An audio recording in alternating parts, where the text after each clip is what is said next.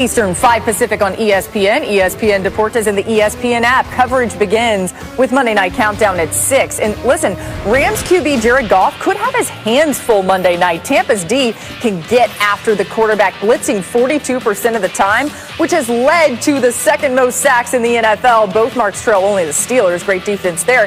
And they've defeated their pass blocks within 2.5 seconds, 53% of the time. That's third best in the NFL. So, Dan, are there holes, though, in this defense that Sean McVay and the Rams can try and expose? You know what the Bucs defense has started to become over the past couple weeks? They've started to become that defense that, you know, the ball can go over the top of their heads. And Sean McVay is the best clue grabber in the NFL when it comes to tape. He's going to watch these defensive backs, Jamal Dean with bad eyes, and go, oh, clue, I can go some play action pass towards him. Now, you know what? Carlton Davis, you got bad eyes too. Like, I know I can manipulate you. How about maybe I want to go double move Carlton Davis because you're looking in the backfield at the wrong spot. And that's what Sean McVay is going to do. He's got clues that he's going to see on tape. Oh, you got bad eyes when I go play action your side. You got bad eyes on 2nd and 8 when you want to sit on the sticks. And so he doesn't need these guys to have bad eyes for 70 snaps. He needs them to have bad eyes for 3 snaps and hit on them. And so that's what Sean McVay is going to do. He's going to look at those corners and go, I'm going to take advantage of your over-aggressive eyes and your poor eye discipline and try to create some shots downfield. I love when Dan Orlovsky talks defense. I really do. It warms my heart to see him talk Taking about over defense. To the bad side. And I'm going to keep going. I'm going to keep going and reiterating what he is saying. Listen, this is not the same Bucs defense that we were lauding and going crazy about at the beginning of the season. And big part of that is what Dan just explained about being able to be taken advantage of on double moves and giving up big plays. That's been their issue. For all intents and purposes, the New York Giants could have beat the Tampa Bay Buccaneers by 2 touchdowns if Daniel Jones hits 3 of those deep balls because the cornerbacks were looking in the backfield. They have to get back to that. Nothing's going to change about what Todd Bowles likes to do. They feel like they should have corners on the outside that can man up and give enough time for the blitz to get home. Devin White, Levante David, the guys we talked about, and also being able to rush with 4 and keep everything in front of you. And then Goff struggled. The last time we saw him struggle was against the Miami Dolphins defense that heated them up. Pressure after pressure after pressure. Zero coverage. But you know what the difference is? Xavier Howard and Byron Jones looks at the receivers when they are in zero pressure, as opposed to trying to steal something by looking in the backfield. That's what the Bucs have to get to on their back end, which allows their front 7 to get after people. Yeah, speaking of pressure, Key, Tom Brady really doesn't like it and has not performed well against the pressure and against defenses that would do that this year. When you think about Aaron Donald on the other side for Brady and what he's going to have to contend with this Rams defense, what are the challenges for him? It's a lot of challenges. I think when you look at it, so great defenses have a guy at every level. Yeah. You have a guy at the linebacker position, someone at the defensive line, maybe multiple guys, but somebody in the back end. And the Rams got Jalen Ramsey. So you put him over there, whoever you want. Who you want? You want Brown? You want Evans? Who do you want? Okay, I got that.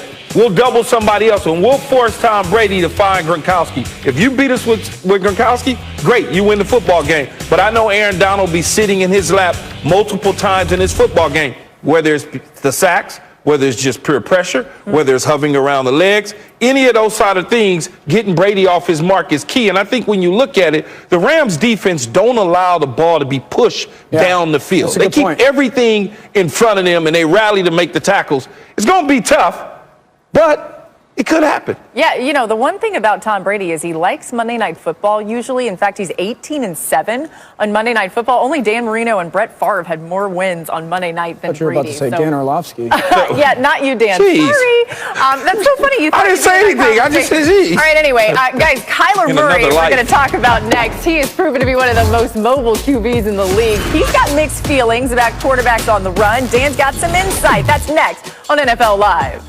Snap to Wilson, quick throw over the middle, picked off! Ill-advised pass by Russ. Ball's out, they stripped it. Wilson turns it over. These are mistakes that veterans should not be making. Wilson throws to his right, intercepted! We just have to tighten up some things. We'll be back stronger, we'll be better. It's been a tale of 2 seasons for Russell Wilson. He led the NFL with 19 touchdown passes and just 3 turnovers, as well as an 83 QBR in the first 6 weeks. In the last 4 games, though, Wilson's QBR has dropped off by 17 points with a league-high 10 turnovers. It's also the most turnovers Russ has had in a 4-game span in his NFL career. He said this week none of that will change his mindset.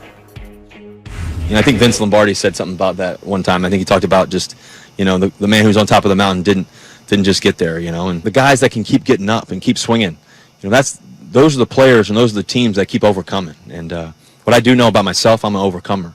I'm a guy that just, I've been doubted before, one thing about me is, I'm going to keep swinging like I told you guys. So Russ is going to keep swinging. One thing to note, there's a very high chance of rain here around kickoff, about 50 degrees. So you wonder about the turnovers in that scenario. But back to Russ's mindset, Dan, do you understand where he's at right now? Yeah, I've been in this situation as the backup quarterback with 2 guys in the NFL. Matt Schaub was one, and then Matthew Stafford was another, where these guys would play such good football, and we would lose 41-38 or 38-35, and they'd be balling out of their minds.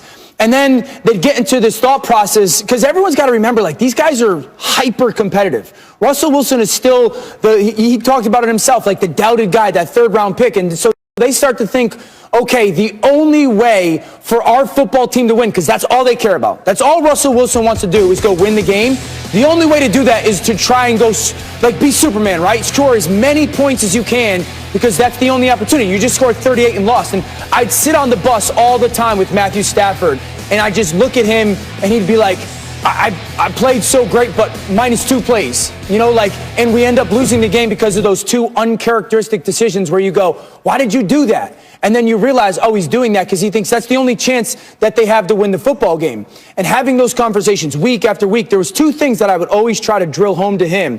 I'd always tell him, listen, Matthew, you can't play, no matter what you think, you can't play linebacker, and you can't play safety, and you can't play cornerback. You just got to play quarter. And I'd always finish it with this. The best version of yourself is when you were singularly focused on leading our football team rather than carrying our football team. And I think that's where Russell needs to get back to. Just lead and play the best quarterback you can. Dan, you make a great point with that, man. But I'm going to go to the opposite side of that conversation, being in those shoes. How about everybody else on this team lift Russ? How about everybody else step up a little bit more and not let it fall all on their shoulders to make plays? And I'm not saying that other guys aren't playing well. That's not my point. But your quarterback is pressing because he's worried about a defense that's giving up a lot of yards.